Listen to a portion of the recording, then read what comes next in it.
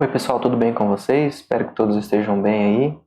E hoje, nesse vídeo, nós vamos falar sobre duas empresas boas e baratas, de setores perenes, que pagam bons dividendos.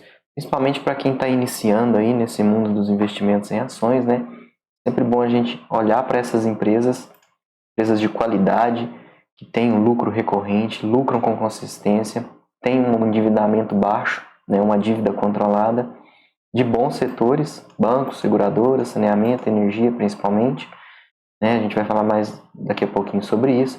Em preços atrativos, a gente vai ver como que a gente olha se as empresas estão ou não em um bom preço, né? Lógico que isso é muito pessoal, mas a gente vai passar um pouquinho sobre os indicadores das empresas, né? Que a gente costuma dar uma olhada para ver se está num bom preço de compra. E essas empresas, se elas pagam dividendos com consistência, elas remuneram os acionistas. Bom, pessoal, então curte o vídeo, inscreve no canal e vamos lá.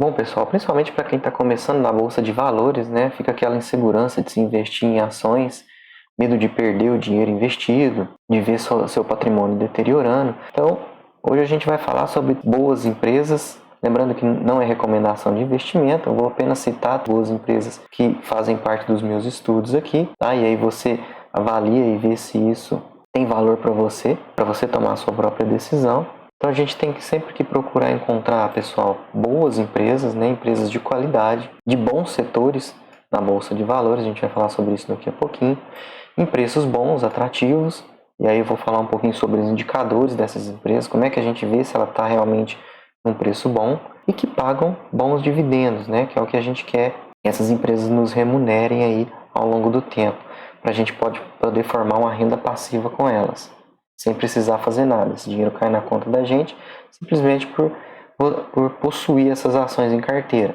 A gente não precisa fazer mais nada para receber esse dinheiro. E ao fazer esses estudos, pessoal, é muito importante a gente entender como que essas empresas ganham dinheiro, né? Como que elas fazem para obter lucros através das suas atividades. Esse eu acho que é o principal ponto aqui para você saber escolher uma empresa para se investir na bolsa, né? Você quer investir numa empresa que vai estar aqui, vai estar firme e forte, né? Daqui 5, daqui 10 anos. Não é uma empresa que vai desaparecer e levar todo o seu capital investido junto. Então, quando a gente fala aqui em boas empresas, a gente quer saber se essa empresa tem um lucro recorrente, se ela lucra com consistência. Existem setores na economia que são setores que a gente chama de setores perenes, que são setores que sofrem menos com ciclos econômicos. Então, empresas desses setores geralmente têm uma resiliência maior a crises, né? São empresas de bancos, como Itaú, Banco do Brasil, seguradoras, empresas de saneamento, né? E empresas de energia elétrica. Principalmente essas empresas desses setores aí são empresas excelentes para se investir, pensando aí, né, em criar uma renda passiva para a aposentadoria. Essas empresas, o ideal é que elas estejam em bons preços, que elas estejam baratas, né? E para isso a gente cria um preço teto. O que é esse preço teto? É o preço máximo que a gente pode pagar na ação para garantir um recebimento de um valor adequado aí de proventos a partir do lucro dessa empresa. E por fim, essa empresa precisa ser uma boa pagadora de proventos. Ela precisa remunerar os seus acionistas sob a forma de dividendos, juros sobre capital próprio. Então, parte do lucro dessa empresa ela destina aos acionistas dela, que é o que faz a gente receber esses dividendos aí e poder construir a nossa renda passiva. Então, pessoal, a primeira empresa que nós vamos conversar hoje é sobre o Banco do Brasil. O Banco do Brasil, que é uma empresa estatal, né? Tem como principal controlador aí o governo federal. Só no ano de 2023, ela pagou 13 bilhões de reais na forma de proventos. Também foi o ano que ela registrou o maior lucro da sua história.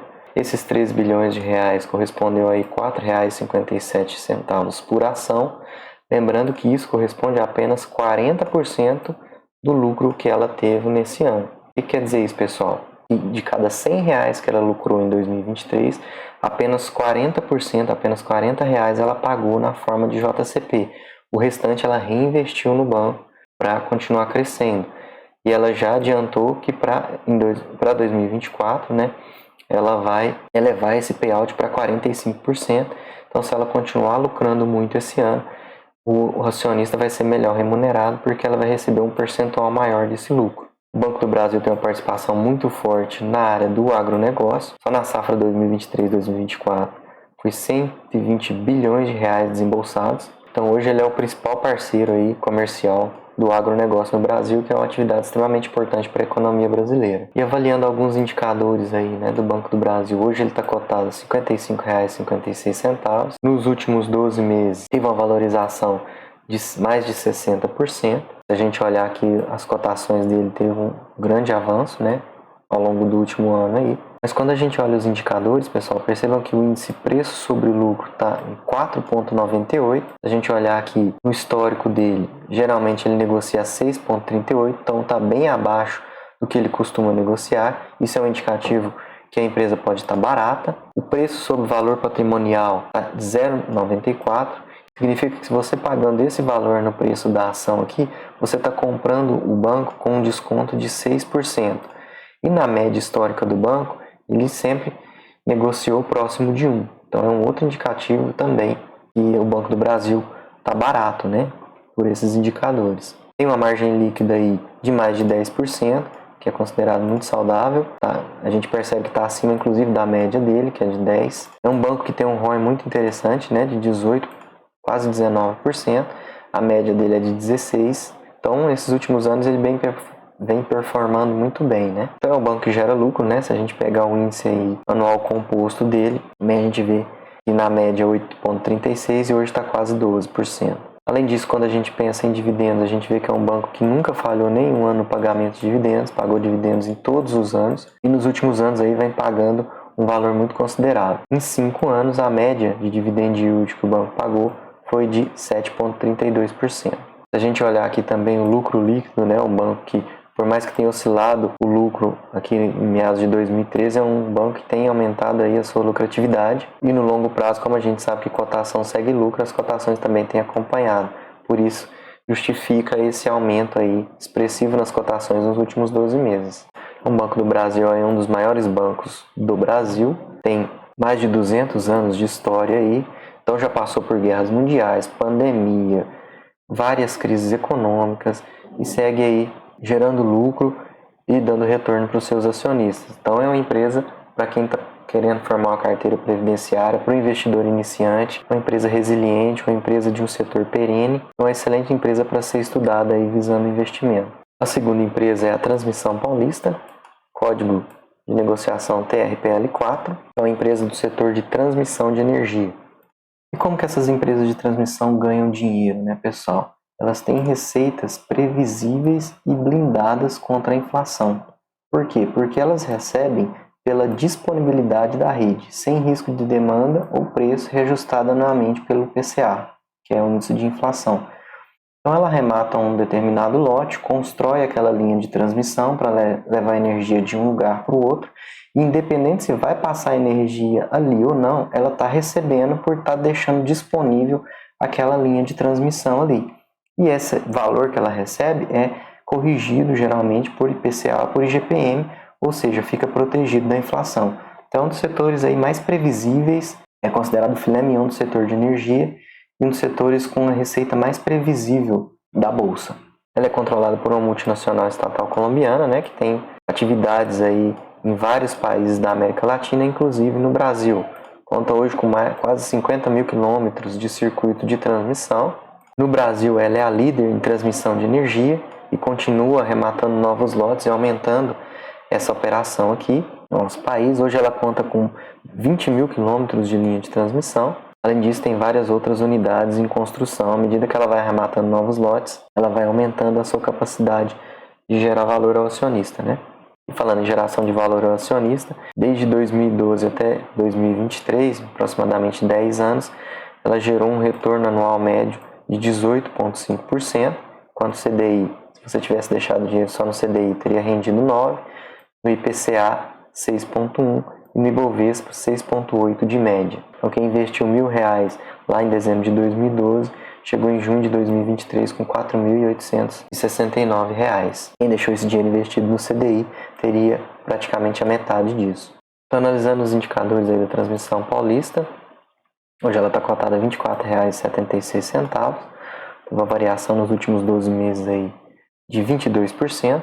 Está com o índice preço sobre lucro ainda considerado muito barato, 5,74, e um preço sobre valor patrimonial de 0,94. Então, assim como a gente conversou ali no Banco do Brasil, ela ainda está com um índice preço-lucro muito razoável. Se a gente olhar aqui a média, né, ela geralmente negociou a quase 8 vezes o índice preço sobre lucro, hoje está 5,74, e geralmente para boas empresas o aceitável é até 15, esse índice aqui, tá, pessoal? E está com um preço sobre valor patrimonial de 0,94, e na média ela sempre negociou a 1,13. Então também é uma empresa que, por esses indicadores, ela pode ser considerada barata, né? Além disso, tem uma boa margem líquida de 45%. Se a gente olhar na média histórica dela, está um pouquinho abaixo, mas ainda é muito boa essa margem líquida, né? Acima de 10% aí, geralmente a gente considera muito boa. Um ROI de 16%, também é um ROI muito bom, acima de 10%, considerado muito bom, embora esteja abaixo um pouquinho da sua média histórica. Está com a dívida líquida sobre EBITDA, que é um índice de endividamento da empresa de 1,89. Para a empresa de energia, geralmente elas trabalham um pouquinho mais alavancadas, né? Elas trabalham um pouquinho mais endividadas, mas esse índice aqui, até 3 vezes, é considerado saudável para a empresa. Em transmissoras de energia, tem analista que considera que até 4 vezes é considerado controlado. Lembrando que ela tem várias unidades em construção, arrematou alguns lotes nesse ano agora de 2023, então tem alguns investimentos para fazer, isso acaba pressionando esse índice de endividamento da empresa. Além disso, também é uma empresa que sempre gerou lucro, né? Aqui no indicador de crescimento anual composto dos lucros de 10,17%. Em relação ao pagamento de proventos, é uma empresa também que sempre pagou proventos, todos os anos, tá? Nos últimos 10 anos aí não falhou nenhum ano no pagamento desses proventos, e pagou em média aí nos últimos 5 anos um dividend yield de 8,13%. Quer dizer que para cada R$100 que ela lucrou, né, ela pagou R$ 8,13 apenas na forma de dividendos, fora o que ela valorizou na sua cotação.